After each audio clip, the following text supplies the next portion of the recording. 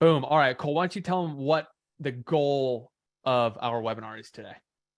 So the lean writing method is one of the core methods that we teach in Ship 30. And the goal here is to remove any and all friction from coming up with ideas, publishing those ideas in the smallest format necessary, validating those ideas as quickly as possible, and then doubling down and expanding on the ideas that people are clearly resonating with. That is the definition of lean writing: starting small, gathering data, expanding what works. And the beauty of this is then you don't go spend 10, 20, 30 hours writing some long form blog post that you don't know anyone is dying to read. That's what we're optimizing for. So by the end of this, the goal is that not only do you have more than enough ideas to write about, but you also then see how to get ahead with your content. So through this method, what this allows you to do is not just double down on the content pieces that are highest performing, but allows you to keep resurfacing your best content over and over and over again. We have a very unique strategy for doing that. That's what we're going to teach you. And this is like 1% of Ship 30. So get ready. So why don't we kick it off with step number 1, which is the topic. So another part of this webinar, it's going to be very active. We want to encourage you to do this alongside of us, drop things in the chat, keep that energy going. And that way you're not just kind of watching, you're actually learning and doing things. So step number 1, we need to come up with topics to write about. So drop in the chat a topic you want to write about in 2023. Let's see what we got here. Leadership, career development. Cole, you want to capture some of these? Yeah. So we're going to generate a long list of topics just to show the diversity of topics that are present that you could potentially write about. So I see a bunch here: self-confidence, persuasion, nature, the metaverse, 3D printing, email marketing, psychology, course building, financial fitness. Wow. A lot of different niches here, a lot of ideas. Really cool. Hip hop culture and finances, fatherhood, communication, fitness, SaaS. There's a niche. Awesome. Emotional intelligence, SaaS, digital ethics, investing. Let's see if we find any unique ones. Tennis, personal branding, systems thinking. Okay, cool. We're out of space. All right, enough on step 1. So clearly what we've seen here there's a lot to write about. And there are a lot of different topics you could write about. But within all of those topics, there's really only a handful of things you could potentially write about with that. And I think where a lot of people go wrong is they don't have a systematic framework for taking something like fatherhood or management or SaaS and say, what do I actually want to write about within that? So from here, we're going to help you generate ideas. And Cole, what are some of the proven ways that you could generate an idea? Just kind of riffing off the top of your head, right when you think of a topic, where does your brain go on things you could write about? Yeah. So before we do that reveal, there's a big belief we need to break, which is what always happens when we list out all these topics is someone goes, well, I see how this works for leadership career development, but I don't see how it applies to my niche because I write about self-confidence. And then the other person goes, and I don't see how that applies to my niche, which is online persuasion. And how most people think about writing is they think that whatever their topic is completely unique. And the approach for your niche is totally different than the approach for someone else's niche. And this is the first belief we want to break, which is that is not true. All topics follow the same approaches. They follow the same fundamentals. Anyone in any industry, in any niche can learn digital writing.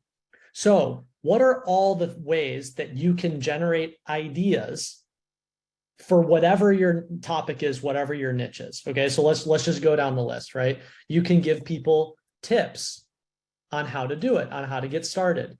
You can explain the skills you have to have in order to be successful. You can give recommendations on tools that you should use in order to do whatever you're doing. You have the traits of all the people that are most successful in that category. You have the steps if you want to go from 1 to 2 or 2 to 4 or 4 to 8, right? You have the goals. What do people want to achieve in your niche? You have books. What are the books or the resources everyone should read? You have the habits. What are the habits in order to make yourself successful, right? What are the stories that you have to tell in order for someone to go, oh man, I totally understand how to be successful in this niche, right? We're just getting started, okay? What are all the quotes of all the people that are most successful in this niche, right? What are the secrets, the secret frameworks, the things you've never heard before that are going on behind the scenes in this niche, right? What are the insights? Has data come out? Have trends come out? What are interesting insights or takeaways that most people don't know, right? What are the benefits of someone who's been in that niche for a long time? What are the lessons that you need to learn after you've been in this niche for a year, 2 years, 5 years, 10 years, right? What are the reasons someone should get started in your niche? What are other creators people should pay attention to in your niche? Who's a must follow, right? What are the routines of the most successful people in your niche? What are the mistakes people make inside your niche? What are the podcasts people listen to in your niche? We're not done. We're not done. We'll keep going. What are the examples of people who have both been successful and cautionary tales, people who failed, right? What are the questions that you should ask in order to be successful? If someone's just starting, what questions should they ask? If someone wants to get in the top 1%, what questions should they ask, right? What are some of the coolest inventions that have ever been created in your niche, right? What are the templates? Oh, this is my first time giving a presentation in my niche. What should I do? Right? What's a long list of resources? What are all the white papers I should read? All the things that I should dive into to go from 0 to 1, right? What are the challenges? Oh, someone's just starting. What challenge can you give them in order to be successful? What are all the companies that are successful in that niche? Who should you pay attention to? What are the success stories? What are the cautionary tales? What are the data points? How do we measure success in this niche, right? What are the realizations? After you've been in this niche for 30 years, what are some of the biggest realizations, right? What are the takeaways? What's like the most incredible problem-solving framework in your niche, right? What are all the different ways that you can present on your niche, right? All right, let's take a breather. I feel like if we don't have enough to write about here, I don't know where to go. So I hope that what are we, 13 minutes into this, you realize that just with one topic that you put in the chat and this list of frameworks, you now have the ability to write every single day in 2023 if you wanted to, right? Look at all those things. So if you came into this saying, I just don't know what I would write about, maybe I have a topic. Here it is, all on one page in a nicely ascending pyramid. Trait steps, goals, books, all these, no matter what your niche is, you are able to apply these proven frameworks. And the more specific you get with it, the more powerful it will be. But right away, we wanted to just show you, hopefully you came into this with not very many ideas. And now I have way too many ideas to write about. And now we're going to show you how to walk through those step by step. Yes. And the big thing I just want to double click on, right? It doesn't matter if your niche is the most advanced biotechnology, less than 1% of the world understands it, or your niche is literally how to teach kindergarten. This whole list is applicable. That is the big belief that we want to break, is that every single person in every single niche can write on the internet. It's just you were never shown this. You were never taught how. It was never explained to you this way, right? So that's the first belief we want to break. Now, to Dickie's point, we go, okay, now we have the opposite problem, which is now we have too much to write about, right? So how do we reel it back in? Okay, so the next step is what we call the 2-year test. So Dickie, maybe you want to explain and give the POV here, and then we'll kind of narrow it down. So the 2-year test is a way of helping you understand that no matter who you are, what experience you have, what level of expertise you're in, how old you are, where you live, you have an extremely unique set of circumstances and experiences that you can write about that have now become painfully obvious to you, but you just need to go unlock them. So where a lot of people go wrong when they want to start writing is they say, I just don't think I have anything worth saying. Everything's been said before. I don't know what I would write about. And the way in Ship 30, we immediately help them unlock that is by doing what we call the 2-year test. So the 2-year test says, let's look backwards over a certain period of time. We'll pick 2 years in this case, but It could be 10 years, could be 30 years, could be 50 years. And you're going to brainstorm a bunch of different things that are unique to you. So hobbies that you've built, life experiences that you've had, skills you've built, careers you've transitioned, people you've met, there's tons of different things that you just want to generate. So for me, I could say I moved to Miami, I quit a job on Wall Street, I started writing on the internet, I lost 100 pounds. Like, you have this list of unique things that you could write about.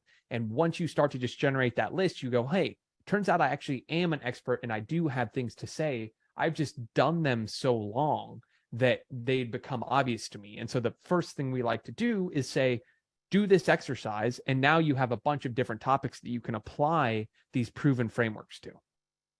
And there's a great question in the chat, Josh, which is, what if I don't have 2 years of experience of things I want to write about? So here's the first question is, and this is one of those tough love questions that we have to ask ourselves, right? Why are you trying to write about something that you don't know about? Right? Because most people, when they sit down to write, they go, I could write about anything. And what the 2-year test does is it narrows it down and makes you realize, well, no, I mean, you can, right? But really what you should write about are things that you have experienced. That's the easiest place to start. I've been teaching kindergarten for 10 years. I should probably write about teaching kindergarten, right? I've been reading tech journals for 5 years. I should probably write about things I've learned reading tech journals, right? I have a personal interest in tennis. I should probably write about tennis, right? So the easiest place to start is, what are you experiencing? What do you have unique knowledge around? And begin there. The other answer is, if you don't have the experience, then what you're doing is you are learning, right? You're learning and you're on the process. You're on the journey of internalizing whatever it is that you want to, whatever knowledge you want to gain for yourself, which means you are curating someone else's insight, right? So it's not you. You're not saying I'm the expert. You're saying, hey, I went out and I talked to a bunch of experts.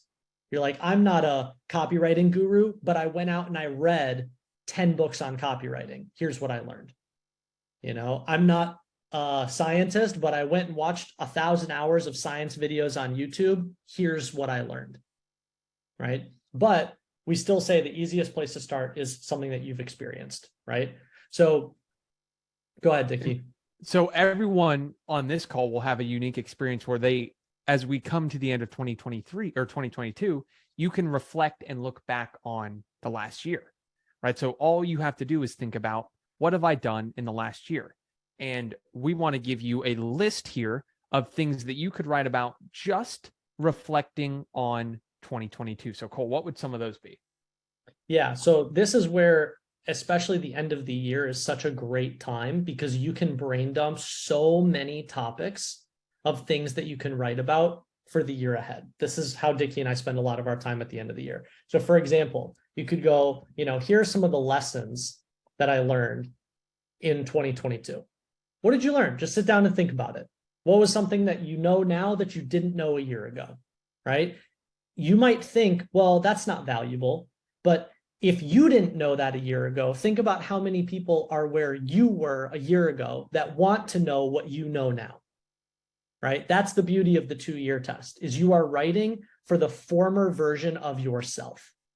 Okay, so what did you learn? Okay, how about, what questions do you think you should reflect on for the past year, right? As you're doing your own reflection process, what questions are you asking yourself? Did that help you? Well, then you should probably share your questions with someone else, because then they can ask those questions and they can learn from themselves, right? That's the beauty of the internet. We're all learning from each other. So all you're doing is taking the things that are working for you and passing them along to other people, right? You could do something even like, what are some of the best, sub 100 purchases you made this past year? Arbitrary number. What are 10 things you bought under $100 this year that actually had a positive impact on your life? Well, if it had a positive impact on your life, don't you think it would have a positive impact on other people's lives? Well, you should probably tell them, right? And you could play with the number. What are the best over $100 purchases that you made? right? What are some of the best $5,000 purchases you made in the past year, right? What was like the biggest investment you made in your life? Well, why did you choose to do that? If it had a positive impact for you, it's probably gonna have a positive impact for someone else, right? What are some of your accomplishments? What did you accomplish this past year? And more importantly, right? And how did you do it? Because then that's going to be able to help someone else, right? What else? What are some maybe helpful frameworks I learned this past year, right? How do you solve problems? What are the mistakes you made this past year? People can learn from your mistakes, right? What are the things you changed your mind on, right? Where were your beliefs a year ago? Where are your beliefs now, right? What are the YouTube videos that you recommend people spend time and watch this next year, right? What are your favorite podcasts from this past year, right? What about people I started following this year who added value to my life, right? Well, if they added value to your life, why wouldn't they be able to add value to other people's lives, right? What are positive habits I started this year, right? What are bad habits I broke this year? What are online courses I took this year that are worth the money, right? And so here's the interesting thing, because I see this question in the chat. Someone says, who's going to read this? Well, ask yourself the question. If you are sitting there and it's December and you go, you know what? I'm thinking about investing in myself a little bit in January. I want to buy some things to upgrade my life. And you come across someone's writing who says, well, these are the best sub 100 purchases I made this past year. Are you going to read that? Yeah. Right. And the unlock is not only are you sharing what's worked for you, but you can apply all of this to any niche. Right. So let's just say, for example, you go, my niche is I help people buy their first rental property. Okay, 2-year test. What are all the things that you learned in the past year, right? X mistakes I made buying my first rental property, right? Why is that valuable? Because someone else who's trying to buy their first rental property wants to learn from your mistakes, right? What are lessons I learned investing in condos? Okay, why would someone read that? Because before they go invest in condos, they want to know, what should I know before I do that? Right? So part of the whole idea of writing on the internet is getting out of your own vacuum of knowledge. We all take for granted the things that we know, but what we know is valuable to the version of ourselves 2 years ago, a year ago, 3 months ago, and that's who you're writing for. And the most important part of that framework is recognizing that the internet guarantees that if you had a problem 1 year ago and you've solved it, there are millions of people now with that exact problem that the internet allows you to reach. Before the age of writing on the internet, that wasn't true. There was, hey, if you solved a problem, there was no way you were going to find hundreds of thousands of people to put that idea in front of. But now on Twitter, if you learned a valuable skill, like say you learned email marketing in the last year, or you've learned how to design, there are people who really want to learn those skills that if you share all the things you learned and mistakes you've made, books you read, podcasts you watch, habits that helped you get there, they're going to find such value in that you're going to be able to build an audience just talking about the things you're doing and learning on a daily basis. So that's why we like to show this 2-year test backwards, because every person on this call has experience that will be helpful for people. And now you just need to start writing and publishing those ideas. So now it's time for the next big belief break, which is, at this point, everyone's thought is, okay, if I want to write about an idea, well, in order to really test that idea, this is where lean writing comes in.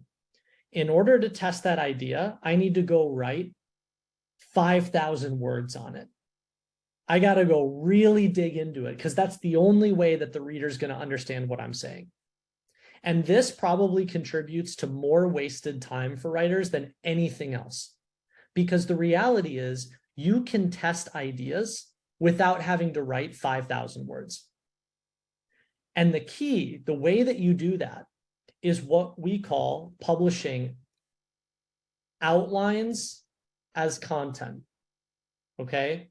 So what outlines as content is it's this idea that you can take anything you want to write about and all you're doing is listing out the main points. Okay. So we'll do a little live example here. Let's say we want to write something like, lessons I learned in 2022. Okay. Real quick in the chat, everyone just drop one lesson you learned in 2022. What's one thing you learned? And if you can't think of one and you didn't learn anything in 2022, you've got a different problem, right? Because we all learned something. Okay. So let's see what we come up with. Dick, you want to just help read some of these? Start a side hustle. How to run effective Zoom calls. Always over communicate. Lean writing. Crypto trading. Let's see. Take small but imperfect steps, right? Don't take things personally. Consistency is the key. Let's see. Don't focus on too many things. Okay. I'm trying to read more. Yeah. Plan your day the night before, right? Tons there. Okay. So we listed off a bunch. And let's just do a little gut check, right? How do we frame this in the form of lessons? So start a side hustle, how do we rewrite it as a lesson? Better to start a side hustle early than later, right? That's a lesson. Okay. Always over communicate. That's a lesson. Don't rush. That's a lesson. Take small and perfect steps. That's a lesson. Don't take things personally. That's a lesson. Consistency is the key. That's a lesson. Procrastination is not a bad thing. That's a lesson. Okay, great. So 1, 2, 3, 4, 5, 6, 7. Okay, here's the thing. Thank you, everyone. We just wrote a tweet, right? 7 lessons I learned in 2022. What a great year. We just wrote a tweet, right? That is lean writing. Lean writing is you do not need to sit down and reinvent the wheel. All you're doing is you're taking one of these prompts, one of these approaches, and you're going, let me list some things out. Just make a list.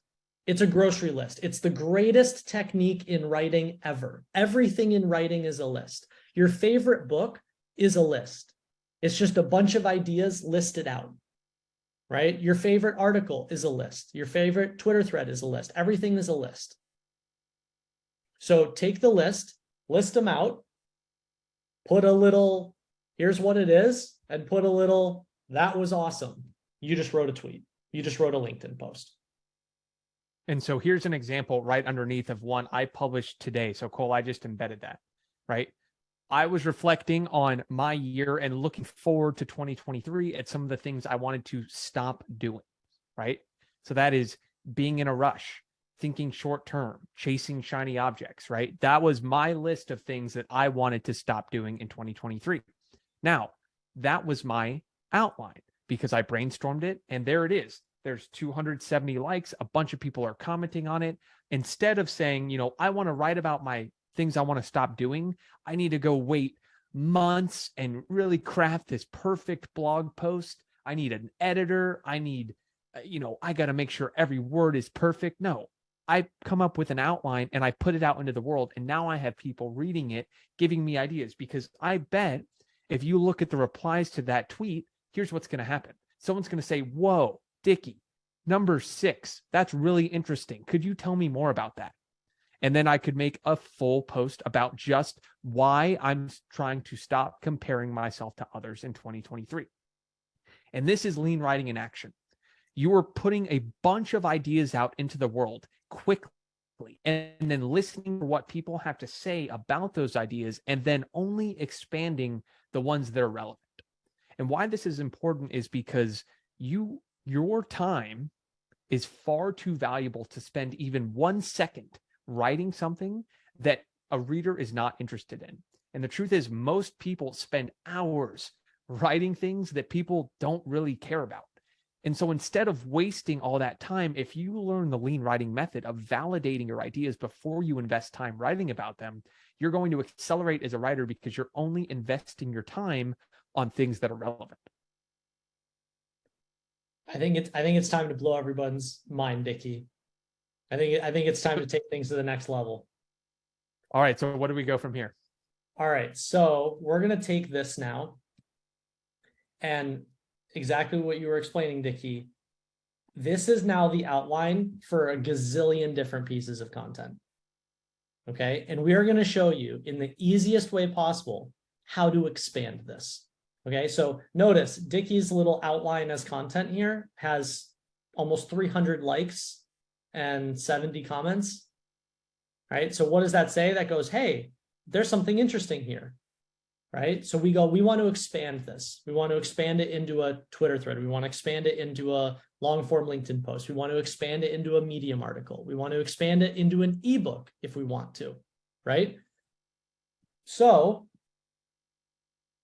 here's the real mind blower. Okay, this list is literally the outline of your long form piece. Okay, so let's just use it as if you're writing a Twitter thread, for example. Okay, so tweet number 1 is, this past year, I learned a lot of lessons the hard way, but there were 7 that fundamentally changed my life. Okay, so that's the intro tweet. And all we're doing is basically expanding on this line, right?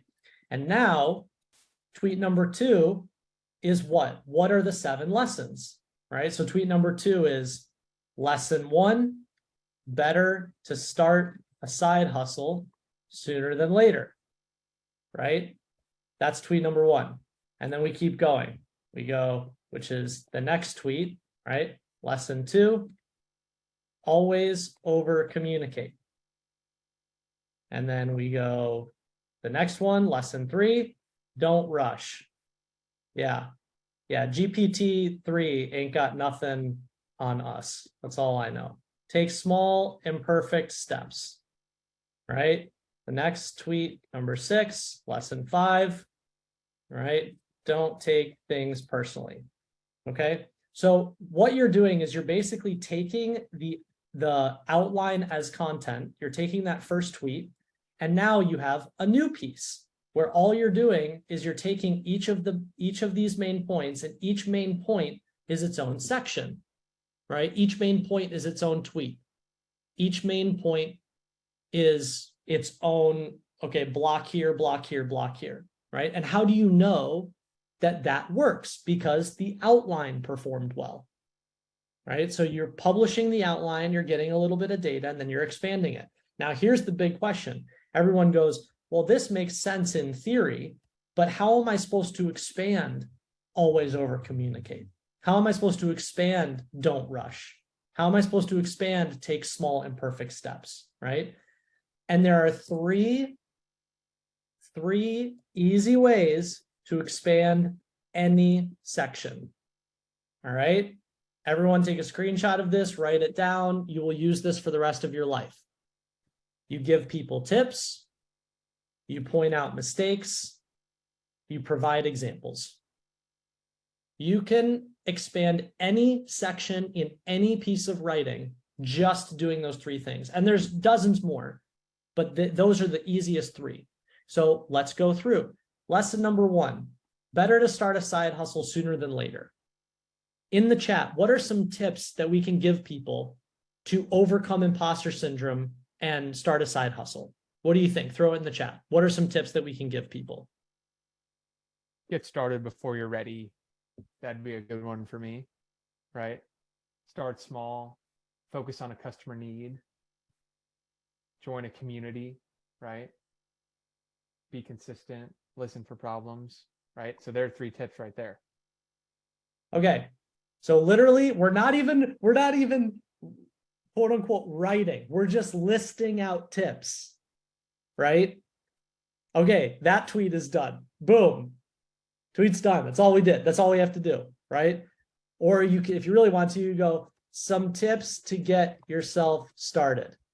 Okay. This is all you need. All right. We just wrote the first tweet. It's done. And you could even go deeper within this and have a little bit more of a personal example where if you said before this year, starting a side hustle had been on my to-do list for 5 years, but finally this year I got started and these 3 tips helped. Yes. Right. So when you can bring in your personal experience to an example and say, here's where I was and here's where I am now, and this is why I learned that lesson, then you develop a little bit deeper of a connection with the reader. So I just want to drive this point home because it's so important. So the first one we did was tips. Amazing. All right. The next one, let's do mistakes. So what are some mistakes people make when they don't over communicate? Right? What goes wrong? What are the mistakes? Well, some mistakes you should avoid. Don't be too brutally honest. Right? Don't be afraid to explain things twice. Don't assume people can read your mind, right? Everyone goes wrong here. Great. We just wrote the next tweet. 3 mistakes. It's that easy. And all you're doing is you're just listing them out. Everything is a list. Like, repeat it like a mantra. Everything is a list. And all great writing begins with a list. List out what you're trying to say. All right, let's do the third one. Some examples. Don't rush. A great example of this, when I was first starting a new job, early 22, I was afraid of doing poorly. So I rushed everything. But as a result, I made tons of mistakes, and those ended up slowing me down. Don't do what I did. Take things slow. Okay, done. We gave people one example. We could list out 3 examples. We could list out one example as a little story, right? And if you really wanted to, in each one of these sections, you could give someone, here's a tip, avoid this mistake, here's a quick example.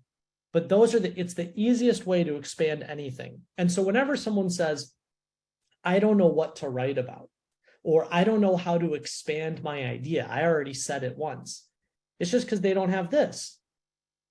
You can expand anything infinitely as long as you come back to tips, mistakes, examples. Next time you pick up a book, notice what you're reading. Here's some tips to get started, but avoid these mistakes. This is where most people go wrong. For example, case study. For example, success story, right? Over and over and over again. All right. So this is how you take your outlines as content and expand them.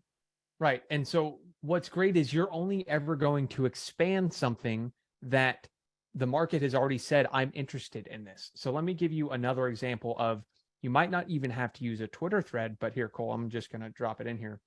Here is the exact same tweet from me, but instead of a Twitter thread, I wrote an atomic essay. So this is the exact same list of things, but I expanded it. How did I expand it? I gave a little bit of commentary on each of them. And so this is a way of, even in between a Twitter thread and a tweet, I wrote an atomic essay that expanded the idea, right? There are 7 things I want to stop doing. And how did I write this? I looked at the questions people had on my outline as content tweet that said, wow, this is interesting. How did you come up with these? Why are you looking to stop doing this certain thing or that certain thing? And then all I did was expand each of them. And when this tweet goes out, I'm going to have even more data around what's the most interesting one, where I could say, all I'm going to write about is why I want to stop being in a rush. And then I go through and I expand. Here are the mistakes I made being in a rush. Here are the examples where being in a rush cost me. Here are the tips I have now to remind myself to not be in a rush, right? This lean writing idea of every single little atomic idea in your outline being its own piece is kind of the next step from here. So I just like to provide these different kinds of examples of ways to take your outline and expand it, and only expand the ones that you know people are going to be interested in reading. Yes. There are so many beliefs here that the old legacy world of writing, you have to break these beliefs in order to write in the digital age. And so many things, and I see the questions all the time in the chat. We hear them all the time in Chip 30. It's like, how do you know someone's going to read this? Well, that's the whole point of lean writing. The whole point is you don't know, right? The most inefficient thing that you could do is go sit in a log cabin, grab a corncob pipe, put on your chapeau, light a candle, and stare out the window and wait for inspiration. You have no idea, right? So the whole point is publish outlines as content, the smallest version you can think of, which is a list. You put out lots of outlines as content and you see the data. And so then the follow-up question is, someone goes, but I have no followers. I have no audience. How is anyone going to read this? Right? Well, first of all, you didn't have an audience before, so writing 5,000 word articles wasn't efficient anyway, right? It's point A. Point B is, most people don't understand that social platforms are incentivized to distribute your work.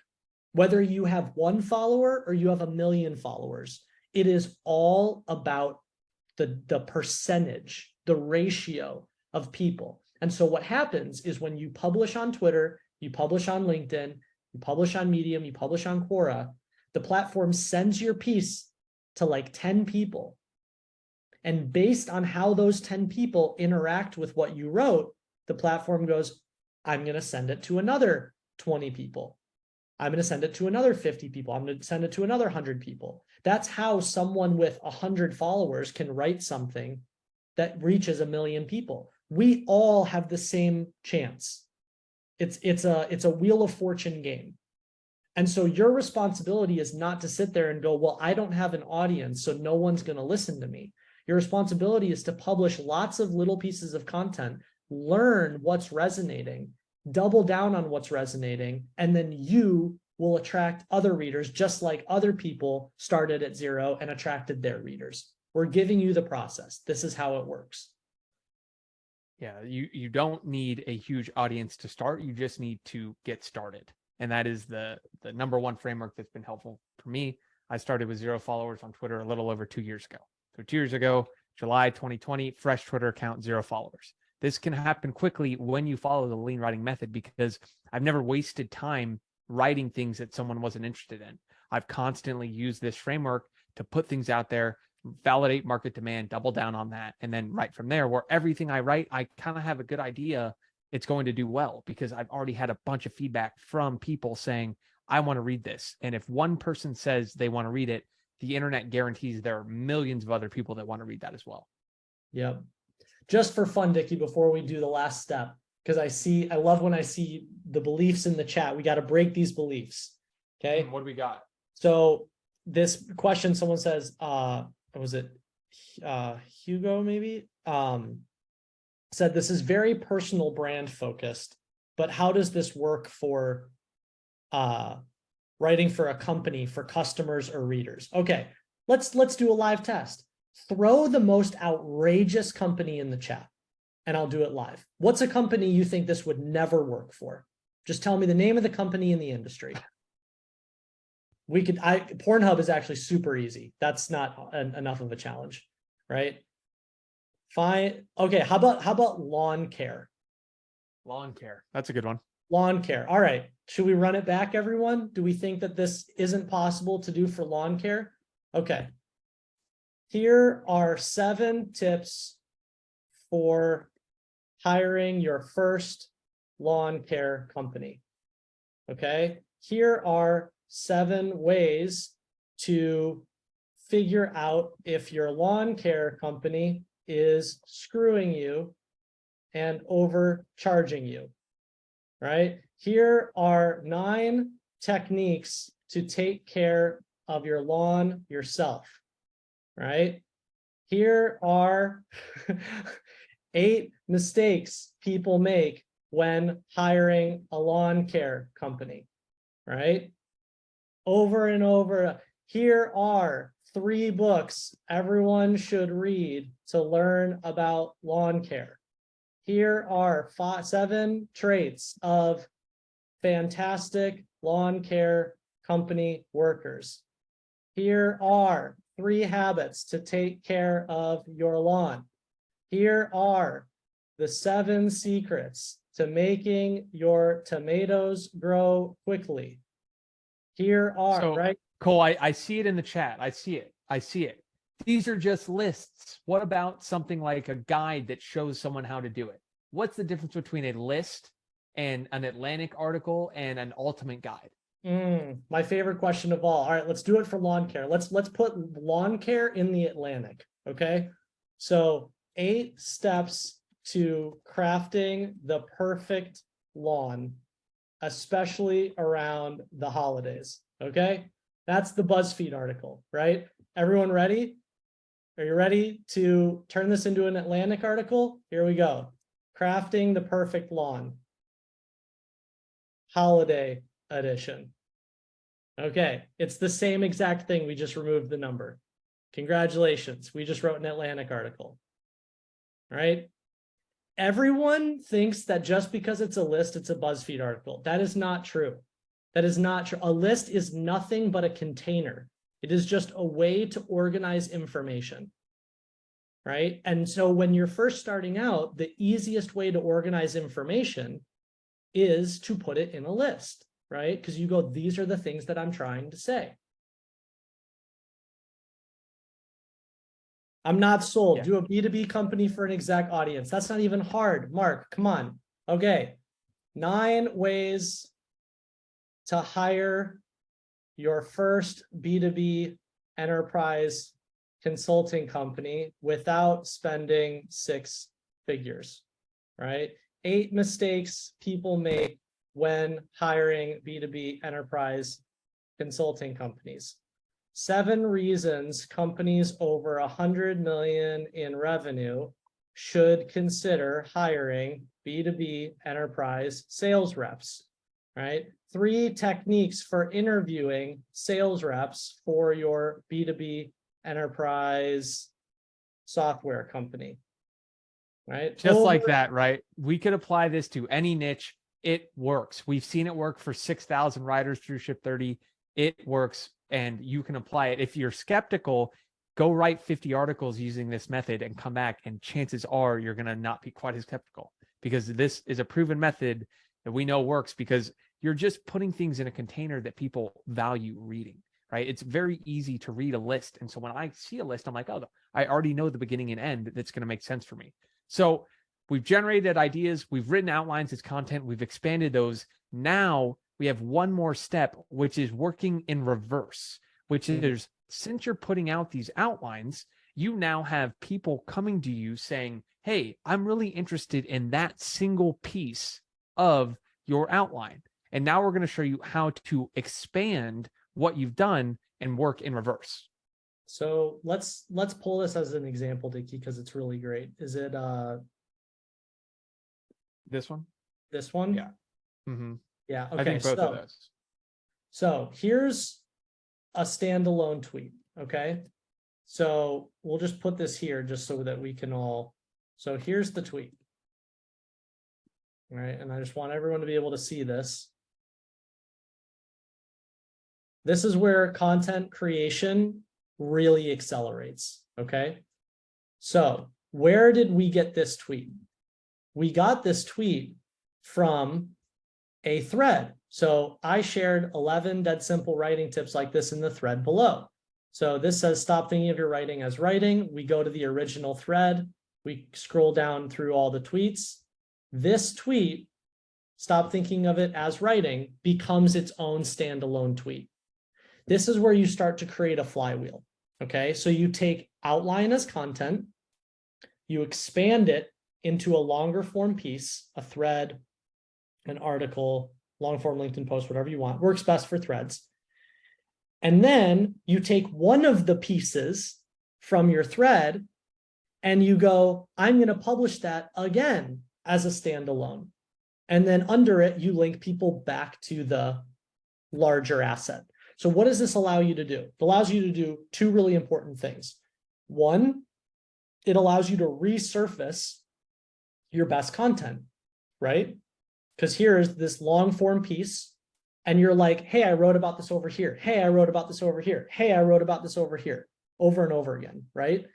And B, now you don't have to sit there and reinvent the wheel every time, because now your standalone tweets are just pieces of the long form thing you already wrote.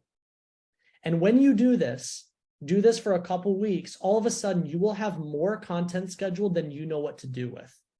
And the beauty is that you're not working harder as you do it. The workload goes down because you're leveraging things you already thought about, you already created. And more importantly, you're leveraging things that you already know work. So I started that, that thread started as an outline. I validated the demand and said, okay, now I'm going to sit down and spend 3 hours crafting a highly engaged thread. So Cole, how many likes did that thread get?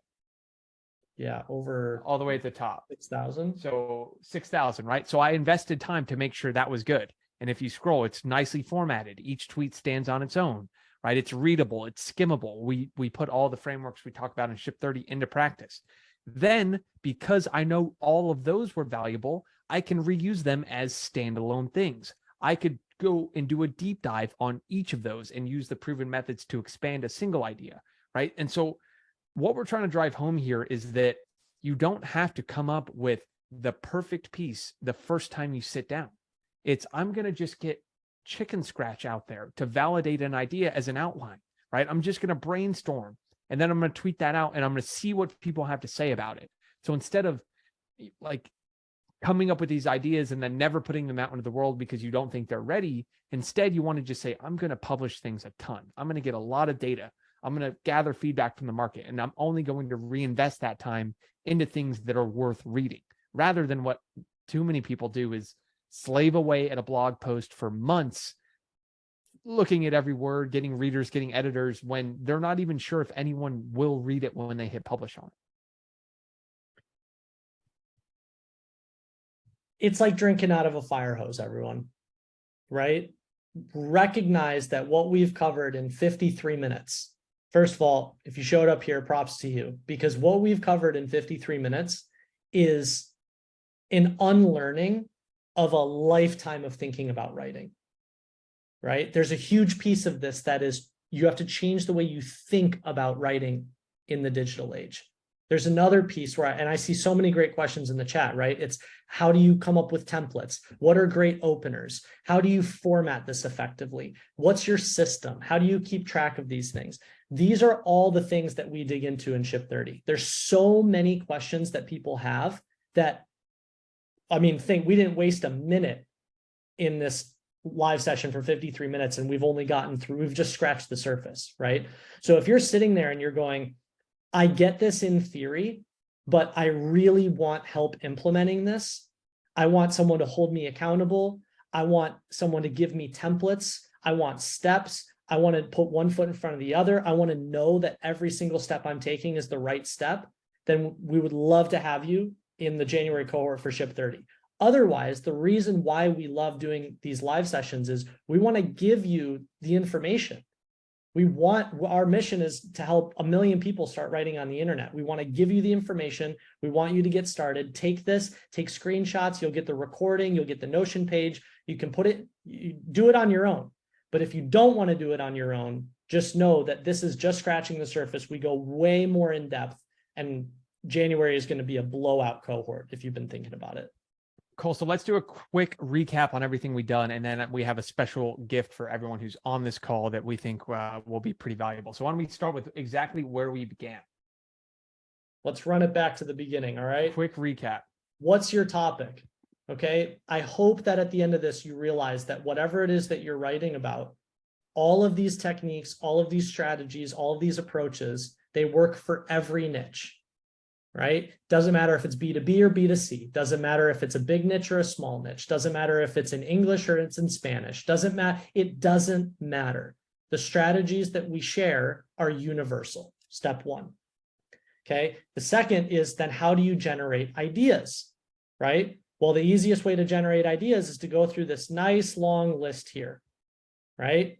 And this is, again, just scratching the surface of the types of frameworks and things that we give in all of our resources, all of the things that we want writers to be armed with as they start writing on the internet. Skills, tools, traits, steps, goals, books, habits, stories, right? Just go down the list.